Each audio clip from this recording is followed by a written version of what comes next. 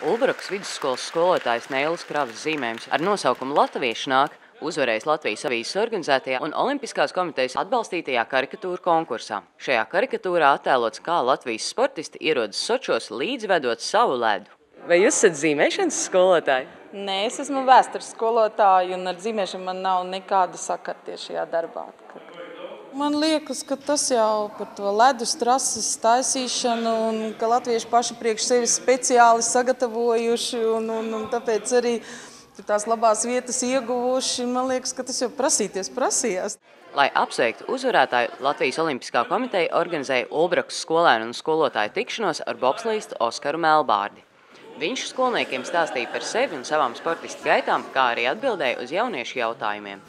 Skolotāji jau veltīja ļoti grandiozs vārds, ka es esmu meistars, bet pats uzskatu, ka neesmu. Tādam līmenim vēl ir tāls ceļš ejams. Esmu tomēr gados jauns, vēl nepieredzējis pilots, bet ar visu kopējo komandas tādu neatlaidību, gribas spēku un vēlam sasniegt rezultātus. Mēs esam to izdarījuši, tāpēc arī domāju, jebkurā vietā, mācībās vai sportā, vai jebkādās dzīves situācijās, galvenais būt mērķiecīgi un neatlaidīgi un censties sasniegt tos savus mērķus, ko jūs esat izvirzījuši.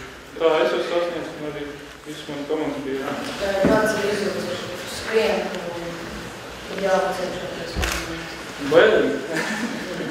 Pirmā reize tas tā ļoti ātri viss notiek, bet tu jau mācies un pierod pie tā visu pie tā ātruma un trenējies tik līdzi. Man likās, ka es nekait līdzi tam visam. Tur jāielēc, jo nav jau vienkārši tur ielēc un iekrīt iekšā, bet tur ir precīzi jāsaceļos. Mēs tur 4, citreiz esam, citreiz 2, pēc tās precīzi. Bet bija bailīgi. Arī šādi tad vēl ir bailīgi.